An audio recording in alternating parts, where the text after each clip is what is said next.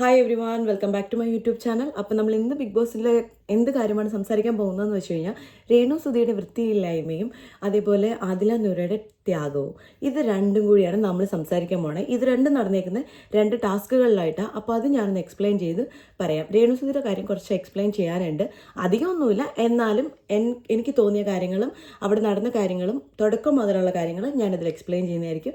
അപ്പോൾ നമുക്ക് നേരെ വീഡിയോയിലോട്ട് പോകാം. അതിനു മുമ്പ് നിങ്ങൾക്ക് ഈ വീഡിയോ ഇഷ്ടപ്പെടുകയാണെങ്കിൽ please do like, share and subscribe. അതേപോലെ നിങ്ങളുടെ അഭിപ്രായങ്ങൾ കമൻറ്റ് ചെയ്യുക. എനിക്ക് ഒരുപാട് കമൻറ്റ് കിട്ടാറുണ്ട് ഞാൻ ക്യാമറയിൽ നോക്കിയല്ല സംസാരിക്കുന്നതെന്നുള്ളത്. ആക്ച്വലി ഞാൻ അത്രയും കോൺഫിഡൻ്റ് ആയിട്ടില്ല. ഈ ലൈവിൽ തന്നെ സംസാരിക്കാൻ തുടങ്ങിയത് കുറച്ച് നാളായിട്ടേ ഉള്ളൂ. ഞാനത് മേക്കപ്പ് ചെയ്യുന്നതായിരിക്കും. കുറച്ച് സമയം എനിക്ക് വേണമെന്നേ ഉള്ളൂ.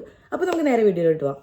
അപ്പം നമുക്ക് ആദ്യത്തെ ഇത് പറയാം. ആദ്യത്തെ ടാസ്ക് എന്ന് പറഞ്ഞാൽ രേണുവിൻ്റെ കാര്യത്തെക്കുറിച്ചുള്ള ടാസ്ക്. രേണു രാവിലെ ഒരു ടാസ്ക് ഉണ്ടായിരുന്നു. ആ സമയത്ത് ഏറ്റവും ഹൈജീൻ കൂടിയ ഒരു വ്യക്തിയും ഹൈജീൻ ഒട്ടും ഇല്ലാത്തൊരു വ്യക്തിയെ സെലക്ട് ചെയ്യാൻ വേണ്ടി പറഞ്ഞപ്പോഴത്തേക്കിന് അനു സെലക്ട് ചെയ്തത് രേണുവിനായിരുന്നു. അപ്പോൾ രേണുവിൻ്റെ തലയിൽ ഡാൻഡ്രഫും പേനും ഉണ്ട്. പലവട്ടമായിട്ട് പേൻ ഇങ്ങനെ വന്നിരിക്കുന്ന കണ്ടിട്ടുണ്ട്. ഞാൻ തട്ടിക്കളഞ്ഞിട്ടുണ്ട്. അതൊക്കെ കണ്ടിട്ട് ഹൈജീൻ ഇല്ല എന്നുള്ള കാര്യം പുള്ളിക്കാരി വ്യക്തമാക്കി, ലൗഡായിട്ട് തന്നെ പറഞ്ഞു എല്ലാവരുടെയും മുമ്പ് വെച്ച്. ഇത് രേണുവിന് ഇഷ്ടപ്പെട്ടില്ല. രേണു വന്ന് അനുവിനോട് പറയുന്നത് എനിക്ക് ഭയങ്കര സങ്കടമായത് എന്നുള്ളത് നിനക്ക് മാറ്റി നിർത്തി പറയായിരുന്നു. ഇതിനെ പിന്താങ്ങിക്കൊണ്ട് ശൈത്യം പറഞ്ഞിട്ടുണ്ടായിരുന്നു. ബിന്നി നൈസായിട്ട് വന്നിട്ട് നിനക്ക് കുറച്ച് നീ പറയണമായിരുന്നു, പറയേണ്ട രീതിയിൽ കുറച്ചൊരു വ്യത്യാസം വരുത്തണമെന്ന് പറഞ്ഞു. ഇത് ആക്ച്വലി അവർ പറഞ്ഞതിനോട് ഞാൻ യോജിക്കുന്നു. ഒരു ഇച്ചിരി മൈൽഡ് ആക്കായിരുന്നു, പക്ഷെ പറഞ്ഞത് സത്യം തന്നെ. രേണു ഈ 24/7 ലൈവിൽ നടക്കുമ്പോൾ തലയിൽ കൈവച്ച നടക്കുന്നത്, മുടി ഒരു ഇതും ഇല്ലാതെ നോക്കുന്നത്. അതൊരു ഹെയർ എക്സ്റ്റൻഷൻ വെച്ചതാണ്. ഈ ബിഗ് ബോസിൻ്റെ തുടക്ക സമയത്ത് ഈ എക്സ്റ്റൻഷനെ ചൊല്ലി ഒരു സംസാരം വന്നപ്പോൾ ഈ രേണു തന്നെ പറയുന്നുണ്ടായിരുന്നു ഇത് നല്ല രീതിയിൽ വൃത്തിയായി നോക്കേണ്ടതാണ് എന്നുള്ളത്. അതായത് നല്ലപോലെ കഴുകി ചീകി എല്ലാം റെഡിയാക്കണ്ടേ. അന്ന് അങ്ങനെ ഒരു സംസാരം വന്നപ്പോൾ ഈ എക്സ്റ്റൻഷൻ കൊളാബായിട്ട് ചെയ്ത ആ പുള്ളിക്കാരി വന്നിട്ട് ഇൻസ്റ്റയിൽ പറയുന്നുണ്ടായിരുന്നു രേണുവിൻ്റെ തലയിൽ ഫുള്ള് പെയിനായിരുന്നു, ഡാൻഡ്രഫ് ആയിരുന്നു, പുള്ളിക്കാരി ടേക്ക് കെയർ ചെയ്യാത്തത് കൊണ്ടാണ് എക്സ്റ്റൻഷൻ അങ്ങനെ സംഭവിച്ചത്. കാരണം അവർ സെല് ചെയ്യുന്നൊരു പ്രോഡക്റ്റാണ്. അപ്പോൾ ആ പ്രോഡക്റ്റിന് ഒരു നെഗറ്റീവ് പോലെയാണ് പുറത്തേക്ക് വന്നത്. അപ്പോൾ ആ ഒരു രീതിയിൽ. പക്ഷേ രേണു ഈ പറയുന്നത് ലൈവിലായതുകൊണ്ട് എനിക്ക് തോന്നുന്നു എപ്പിസോഡിൽ അത് കാണിച്ചിട്ടുണ്ടാവില്ല. മേ ബി അതായിരിക്കും ക്ലാരിഫിക്കേഷന് മറ്റേ അത് കൊടുത്ത ആൾക്കാർ വന്നത്. അപ്പം പുള്ളിക്കാർ പറയുന്നുണ്ട് ഇത് ടേക്ക് കെയർ ചെയ്യാത്തതുകൊണ്ടാണ് ഇങ്ങനെയെന്ന്. ടേക്ക് കെയർ ചെയ്യാനുള്ള ഷാമ്പൂ കാര്യങ്ങളെല്ലാം ബിഗ് ബോസ് കൊടുക്കുന്നുണ്ട്. കുളിക്കാനുള്ള എല്ലാ സൗകര്യങ്ങളും ബേസിക് നീഡ്സും അവിടെ കൊടുക്കുന്നുണ്ട്. അപ്പോൾ എന്തുകൊണ്ട് തല നനച്ച് കുളിച്ചുകൂടാ? അത് ഓൾറെഡി ഇത്. പിന്നൊരു കാര്യം എന്ന് വെച്ച് കഴിഞ്ഞാൽ ഈ 76 ക്യാമറ ഇരിക്കുന്നിടത്ത് ഇവരെവിടെ പോയിട്ടാണ് ഈ രഹസ്യം പറയുന്നത്? ആൾക്കാർ കേട്ടു എന്നുള്ളതാണ് ഇവരുടെ പരാതി. ഈ ആൾക്കാർ കേൾക്കാതിരിക്കാൻ പറ്റിയ സ്ഥലം എവിടെയാണ്? ബാത്റൂമിനകത്ത് മാത്രമേ ഉള്ളൂ. അല്ലാതെ ഇവർ 24/7 മൈക്ക് ഇട്ടിട്ട് ഈ ക്യാമറകളുടെ മുന്നിൽ ചെന്ന് മാറ്റി പറഞ്ഞാൽ പോലും ഇതെല്ലാം എയർ ചെയ്യും. ഇതൊക്കെ എയർ ചെയ്യാൻ പറ്റിയ കണ്ടന്റുകളാണെന്നുള്ളത് ഈ പറയുന്ന ഏഷ്യാനെറ്റുകാർക്കും ഹോട്ട്സ്റ്റാറുകാർക്കും എല്ലാവർക്കും അറിയാം. അവരാരും വിടത്തില്ല ഇതൊന്നും കിട്ടിയാൽ. പ്രത്യേകിച്ച് രേണുവിനെ കുറിച്ച് ഒരു കോൺട്രവേഴ്സി കിട്ടിക്കഴിഞ്ഞാൽ അത് ചെറുതായിക്കോട്ടെ അതൊരു എയർ ചെയ്യും. പിന്നെ ഇത് രഹസ്യമായിട്ട് പറയേണ്ട കാര്യം എനിക്കറിയില്ല. ഇത് മൈൽഡായിട്ട് പറഞ്ഞാൽ മതി. മൈൽഡ് ആക്കാമായിരുന്നു അനുവിന് കുറച്ചും കൂടി. പക്ഷെ അനു ഭയങ്കര സ്ട്രെയിറ്റ് ആയിട്ട് തന്നെ പറഞ്ഞു. അനു പറഞ്ഞത് നല്ല കാര്യം. ഇതൊരു ടാസ്ക്കാണ്. ടാസ്ക് ഇടയ്ക്ക് അനു പറയുമ്പോൾ തന്നെ പുള്ളി പറയുന്നുണ്ട്, ബിഗ് ബോസ് പറയുന്നുണ്ട് ടാസ്ക് മനസ്സിലാക്കി വേണം കളിക്കാൻ എന്നുള്ളത്. ആ രീതിയിൽ അനു അത് പറഞ്ഞു കഴിഞ്ഞു. അനുവിന് അതൊരു കുറ്റമായിട്ട് ഇപ്പോഴും തോന്നുന്നില്ല. അത് ശരിയായിട്ടാ. അനു പലപ്പോഴായിട്ട്. അപ്പോൾ രേണു ഇതേപോലെ ഈ സാധനം കൊണ്ടുവന്നിട്ട് റൂമിൽ വന്നിരുന്ന് കരയുന്നുണ്ട്. എനിക്ക് ബിഗ് ബോസിനോട് പറയുന്നുണ്ട് എനിക്ക് പോയാൽ മതി, എനിക്ക് എൻ്റെ ട്രീറ്റ്മെൻറ്റ് ചെയ്യണം. എന്തിന് ട്രീറ്റ്മെൻറ്റിന് വരെ പോകണം? അറ്റ്ലീസ്റ്റ് ആ ഡെയിലി ഉള്ള കുളിക്കുക, തല നനയ്ക്കുക, എന്താണ് തലയിൽ ഇരിക്കുന്നതെന്നുള്ള ബോധ്യം അവർക്ക് നല്ല രീതിക്കുണ്ട്. ആ സമയത്ത് അവരത് ടേക്ക് കെയർ ചെയ്യാനാണ് ശ്രമിക്കേണ്ടത്. അത് ഇപ്പോൾ എനിക്ക് പോയാൽ മതി, അത് വെറുതെ പറയുന്നതാണെന്ന് എനിക്ക് തോന്നുന്നത്. കാരണം സ്വിച്ച് ഇട്ട പോലെ ക്യാരക്ടർ ചേഞ്ച് ആവുന്നുണ്ട്.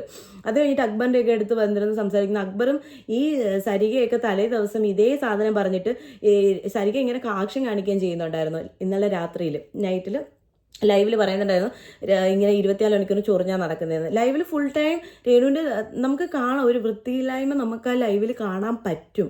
അപ്പോൾ ഇതെല്ലാം ഞാൻ ആലോചിക്കുന്നത് ഇതൊക്കെ വരുമ്പോഴത്തേന് പെട്ടെന്ന് കറിയാൻ എനിക്ക് ബിഗ് ബോസിൽ നിന്ന് പോകണം ഇതാന്ന് ഒരു സെക്കൻഡിൽ പറയും, പിന്നെ അത് സ്വിച്ച് ഇട്ട പോലെ മാറുകയും ചെയ്യും. അപ്പോൾ ഇത് ഒരു കാർഡാണോ? ചിലപ്പോൾ വിഷമമായിട്ടുണ്ടാവാം, പക്ഷേ ഇതൊരു ഗെയിമായിട്ട് തന്നെ കാണണം. ഇങ്ങനെ വിഷമിക്കാനാണെങ്കിൽ ജാസ്മിനൊക്കെ പോയി എന്തൊക്കെയായിരുന്നു ചെയ്യേണ്ട? പുള്ളിക്കാരി എപ്പോഴേ ഇറങ്ങിപ്പോകേണ്ട സമയം കഴിഞ്ഞിട്ടുണ്ടായിരുന്നു. പുള്ളിക്കാരി അത് ലാസ്റ്റ് വരെ പിടിച്ചു വന്നു. അതൊന്നും ഒരു പ്രശ്നമല്ല. അതൊക്കെ വെച്ച് നോക്കുകയാണെങ്കിൽ ഇതൊന്നും ഒന്നുമല്ല. അപ്പോൾ അങ്ങനെ നടക്കുമ്പോൾ എനിക്കിതിനോട് എന്താണെന്ന് വെച്ച് കഴിഞ്ഞാൽ ചെറുതായിട്ടൊന്ന് മൈൽഡാക്കായിരുന്നു. പക്ഷേ അനു സ്ട്രെയിറ്റ് ആയിട്ട് കാര്യം പറഞ്ഞു. ഞാൻ അതിനോട് യോജിക്കുന്നുമുണ്ട്. അപ്പം ഈ വിഷയം ഓൾറെഡി പുറത്ത് വന്ന കാര്യമാണ്, ഈ സൂക്ഷിക്കാത്തതിൻ്റെ കാര്യം. അത് ഈ കൊളാബ് കൊടുത്ത ആൾക്കാർ തന്നെ വന്നിരുന്ന് പറഞ്ഞിട്ടുണ്ട്. പിന്നെ ഇതിനകത്ത് എന്ത് ഹൈഡ് ചെയ്യാൻ അതവർക്ക് അറിയത്തില്ലായിരിക്കാം. പക്ഷേ ഈ ക്യാമറയും മൈക്കും ഉള്ള കാര്യം അവർക്ക് അറിയാമല്ലോ. മാറ്റി നിർത്തി പറഞ്ഞാലും ജനങ്ങളത് കേൾക്കുമല്ലോ, കാണുമല്ലോ. അത് മാത്രം ഓർത്താൽ പോരെ. അപ്പോൾ ഇതാണ് എനിക്ക് അതിനെക്കുറിച്ച് പറയാനുള്ളത്. രണ്ടാമത്തെ കാര്യം എന്ന് വെച്ച് കഴിഞ്ഞാൽ, നമ്മൾ പ്രൊമോയിൽ കണ്ട പോലെ തന്നെ ഞാൻ പേടിച്ചിരുന്നു ആദിലയും നൂറയും ആരെങ്കിലും ഒരാൾ പുറത്ത് പോകാനുള്ള പരിപാടിയാണോ എന്ന്. കാരണം ത്യാഗി, മറ്റുള്ളവർക്ക് വേണ്ടി എന്തും ത്യജിക്കാൻ തയ്യാറാവുന്ന അങ്ങനെ ഒരു ടാസ്ക് ആയിരുന്നു പിന്നെ കൊടുത്തിരുന്നത്. അപ്പോൾ അതിൽ ആര്യൻ്റെ ഒരു ഡിസിഷൻ എനിക്ക് ഇഷ്ടപ്പെട്ടെന്ന് പറഞ്ഞാൽ, വെറുതെ കലപില ഉണ്ടാക്കാതെ എല്ലാവരുടെയും പേര് എഴുതി ഒരു ഇതിലിട്ടിട്ട്, അവർക്ക് പേനയോ പേപ്പറോ ഇല്ലാത്തതുകൊണ്ട് അവരെന്ത് ചെയ്തു, ടിഷ്യൂ പേപ്പറിൽ ഐലൈനർ കൊണ്ടോ എന്തോ പേര് എഴുതിയതിന് ശേഷം ഇത് കുലുക്കി ഇട്ടു.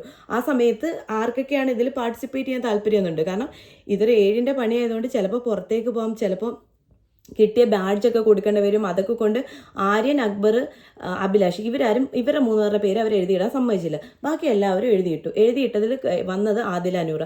ഇവർ ടാസ്ക് കളിക്കാൻ വേണ്ടിയിട്ട് പോയി. അപ്പോൾ എല്ലാവരും ഭയങ്കര അനീഷൊക്കെ ഭയങ്കര സപ്പോർട്ട് ചെയ്യുന്നുണ്ടായിരുന്നു. എന്ത് വന്നാലും നമുക്ക് സ്ട്രോങ് ആയിട്ട് കളിക്കണം, ഇതാണെന്നൊക്കെ പറഞ്ഞു. കാരണം അവരെന്ത് ത്യജിക്കാനായിട്ടുള്ള പേരിൽ അവർ വന്നു കഴിഞ്ഞു.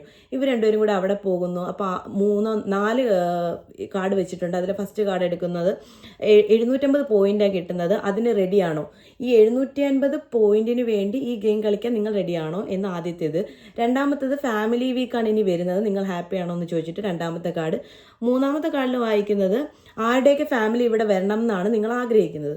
അപ്പോൾ ആദ്യം തന്നെ ശരത്ത്, രേണു ഇവർ രണ്ടുപേരുടെ പേര് വന്നു. പിന്നെ കുറേ നേരം ആലോചിച്ചിട്ട് രണയുടെ പേര് വന്നു. രണയുടെ പേര് പറയുമ്പോൾ ഞാൻ ഞെട്ടിപ്പോയി. കാരണം ഈ ഹൈജീൻ്റെ പ്രശ്നത്തിൽ രാവിലത്തെ ടാസ്കിൽ എപ്പോഴും രണ പോയിട്ട് മറ്റേ കിച്ചണിൽ നിൽക്കൽ പരിപാടിയുണ്ട്. അപ്പോൾ ഇന്നലെ ദോശ ഉണ്ടാക്കാൻ നേരത്ത് ഒന്ന് ഇളക്കി കൊടുത്തായിരുന്നു രണ. കിച്ചൺ ഗ്രൂപ്പിലല്ല രണയുള്ളത്, പക്ഷേ ഇളക്കി കൊടുക്കുക എന്തോ ചെയ്യൂ. അപ്പോൾ ആ സമയത്ത് എന്തോ ഒരു ചെറിയ ഷോർട്ടായിട്ടുള്ള എത്ര നാളുള്ള ഒരു മുടി കിട്ടിയിട്ടുണ്ടായിരുന്നു. അപ്പോൾ ഉടനെ തന്നെ രണ എന്ത് ചെയ്തു, അതും എടുത്തിട്ട് അവിടെ ആദിലയും നൂറയും മാത്രമേ ഉണ്ടായിരുന്നുള്ളൂ, അവരുടെ മുടിയാവാൻ സാധ്യത, അതുകൊണ്ട് അവരെ ഇത് ചെയ്യുന്നു. അത് നൂറ ചോദിച്ചു. അത് ആദിലയും നൂറയും രണയായിട്ട് ഭയങ്കര തർക്കമുണ്ടായി. ആ മുടി എൻ്റെതാണെന്ന് എന്താ ഉറപ്പ്? വെറുതെ ഉറപ്പില്ലാത്ത കാര്യം പറഞ്ഞിട്ട് എനിക്ക് ഹൈജീൻ ഇല്ല എന്ന് പറഞ്ഞു. അങ്ങനെ ഒരു ടോക്ക് വന്നിട്ടുണ്ടായിരുന്നു. അവർ തർക്കം വീണു. ഇതിന് തർക്കം ഉണ്ടാവാൻ കാരണം എന്ന് വെച്ച് കഴിഞ്ഞാൽ, ആദിലയും നൂറയും ഇതിനു മുമ്പ് രണ തുണി കഴുകിയിട്ടിട്ട് എന്ത് ചെയ്തു, ആ വെള്ളം പിഴിഞ്ഞ് കളയാതെ അതേപോലെ കൊണ്ടുവന്ന് വിരിച്ചിട്ടു. അപ്പോൾ പുറത്തുനിന്ന് വരുന്നവർ ഈ വെള്ളത്തിൽ ചവിട്ടിയിട്ട് അവിടെ ഫുള്ള് ചെളിയായി. അങ്ങനെ ആദിലയും നൂറയും കൂടെ രണയോട് പറഞ്ഞിട്ട് ഇത് വൃത്തിയാക്കിച്ചു. ആ ഒരു സാധനത്തിൻ്റെ പ്രതികാരം എന്നോണമാണ് ഇവരുടെ പേര് പറഞ്ഞതെന്നുള്ളതാണ് പിന്നീട് വന്നൊരു തർക്കത്തിലുണ്ടായ കാരണം. അപ്പോൾ ഈ ഒരു സമയത്ത് ഈ രണ്ടാമത്തെ ടാസ്കിൽ ആരുടെയൊക്കെ ഫാമിലി വരണമെന്ന് ചോദിച്ചപ്പോൾ ശരത്ത് രേണുവിൻ്റെ പറഞ്ഞു, രണയുടെ ഇവർ പറഞ്ഞു. അപ്പോൾ ഇവരവിടെ നിന്ന് പറയുന്നതെല്ലാം പ്ലാസ്മ TV-യിൽ ബാക്കിയുള്ളവർക്ക് കാണിച്ചു കൊടുക്കുന്നുണ്ട്. അപ്പോൾ ഇവരുടെ അടുത്ത് ചോദിക്കുക, ഇപ്പോൾ അടുത്ത 4ാമത്തെ കാർഡ്. അപ്പോൾ 3 ഫാമിലി അവർ സെലക്ട് ചെയ്തു ആരുടെയൊക്കെയാണ് ഈ ഫാമിലി വീക്കിൽ വരാനുള്ളതെന്നുള്ളത്. അത് കഴിഞ്ഞതിന് ശേഷം 4ാമത്തെ കാർഡെന്ന് പറഞ്ഞു കഴിഞ്ഞാൽ 3 ഫാമിലി വരണ്ടാന്ന് വെക്കണം, അല്ലെന്നുണ്ടെങ്കിൽ 750 ഏതെങ്കിലും ഒന്നേ ചൂസ് ചെയ്യാൻ പറ്റത്തുള്ളൂ. ഒന്നുകിൽ പണിപ്പുരയിൽ കയറാൻ, ഇത് പണിപ്പുര ടാസ്കിൻ്റെ ഇതാണ് കേട്ടോ. പണിപ്പുര ടാസ്കിൽ കയറാനുള്ള ഒരിത് 750 പോയിന്റ് അവർക്ക് കിട്ടും. പണിപ്പുര ടാസ്കിലേക്ക് പോകാനുള്ള 750 പോയിന്റ് അവർക്ക് കിട്ടും. ഇല്ലെങ്കിൽ ഇവരെന്ത് ചെയ്യണം, ഈ 3 വീട്ടുകാരെ വരാൻ പറ്റും. അതായത് ഏതെങ്കിലും ഒന്നേ സെലക്ട് ചെയ്യാൻ പറ്റുന്നുള്ളൂ. അപ്പോൾ ഒരു കൺഫ്യൂസ്ഡ് ആയി. പക്ഷെ അതിൽ സ്ട്രോങ് ആയിട്ട് കുറേ നേരം സംസാരിച്ചു. നൂറയ്ക്ക് ഒരു കൺഫ്യൂഷൻ ഉണ്ടായിരുന്നു. പക്ഷേ ഇവർ പറഞ്ഞു, ഫുഡ് കഴിച്ചാലും വസ്ത്രം ഇട്ടാലും നമ്മൾ ഒരു ദിവസത്തേക്ക് ഇടത്തുള്ളൂ, അത് നമ്മൾ കുറച്ചാൾ കഴിയുമ്പോൾ മറക്കും. പക്ഷേ ഫാമിലി വരുന്നൊരു മൊമെൻറ്റ് അത് അവർക്ക് ഏറ്റവും നന്നായിട്ട് അറിയാൻ പറ്റും തോന്നുന്നു. എനിക്ക് ഭയങ്കരമായിട്ട് റെസ്പെക്റ്റ് തോന്നിയ ഒരു ടൈമായിരുന്നു അത്. എനിക്കെന്നല്ല, അവിടെ ഇരിക്കുന്ന അത് കണ്ടിരുന്ന ബാക്കിയുള്ളവർക്കും ഇതേ റെസ്പെക്റ്റാണ് അവരോട് തോന്നിയത്. അപ്പോൾ എന്തായാലും ശരത്തിൻ്റെ ഫാമിലി വരണം എന്നുള്ളത് എല്ലാവരും ആഗ്രഹിക്കുന്നുണ്ടാവും. കാരണം ഇത്രയും പ്രശ്നങ്ങൾ നടന്നതാണല്ലോ.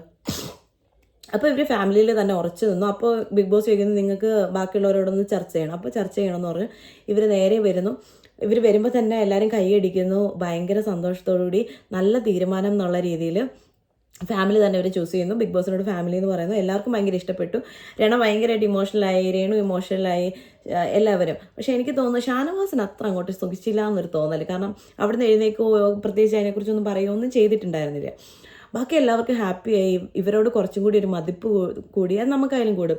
കാരണം അവർക്ക് ആ ഫാമിലിയുടെ ഇമ്പോർട്ടൻസ് അവർക്ക് അറിയാം. അതുകൊണ്ട് ആ ഒരു മൊമെൻറ്റ് അവർക്കത്, എനിക്ക് ആ ഡിസിഷൻ ഭയങ്കരമായിട്ട് ഇഷ്ടപ്പെട്ടു. എല്ലാവർക്കും ഇഷ്ടപ്പെടും. അപ്പോൾ അങ്ങനെ 3 ഫാമിലി വരാനുള്ള ഒരിത് കംപ്ലീറ്റ് ആയി. അവരുടെ 750 പോയിൻറ്റ്സ് പോയി. അപ്പോൾ അതൊന്നും അവർക്കൊരു പ്രശ്നമല്ല, ഫാമിലി വരുന്നതന്നെ നല്ലതെന്ന് ഒത്തൊരുമയോടുകൂടി പറഞ്ഞു. അപ്പോൾ ഇത്രയും കാര്യങ്ങളാണ് അവിടെ നടന്നത്. രണയ്ക്കൊക്കെ പിണക്കമൊക്കെ മാറിയിട്ടുണ്ടായിരുന്നു. ഇതും കൂടി ആയപ്പോഴത്തേക്കിന് അപ്പോൾ അക്ബർ പറയുന്നുണ്ട്, ആ പേഴ്സണൽ ഗ്രഡ്ജൊന്നും അവർ വെച്ചില്ലല്ലോ എന്നുള്ളത് പറഞ്ഞപ്പോഴത്തേക്കിന് അവരെ പറയാൻ പറ്റിയല്ലോ എന്നുള്ളത്. അപ്പോൾ ഇത്രയും കാര്യങ്ങളാണ് മെയിനായിട്ട് ഇന്ന് ഒരു 2 മണി വരെ ബുധനാഴ്ച, അതായത് ഇന്ന് ബുധനാഴ്ചയാണ്. അപ്പോൾ ഒരു 2:30 വരെ നടന്ന സംഭവത്തിൽ മെയിൻ ടോപ്പിക് ഇതായിരുന്നു സംസാരിക്കാനുണ്ടായിരുന്നത്. അപ്പോൾ ബാക്കി എന്തെങ്കിലും ഒരു മെയിൻ അപ്ഡേറ്റ്സ് വരുമ്പോഴത്തേക്കിനും ഞാൻ നിങ്ങളെ അറിയിക്കുന്നതായിരിക്കും. അതുവരെ ബൈ ബൈ.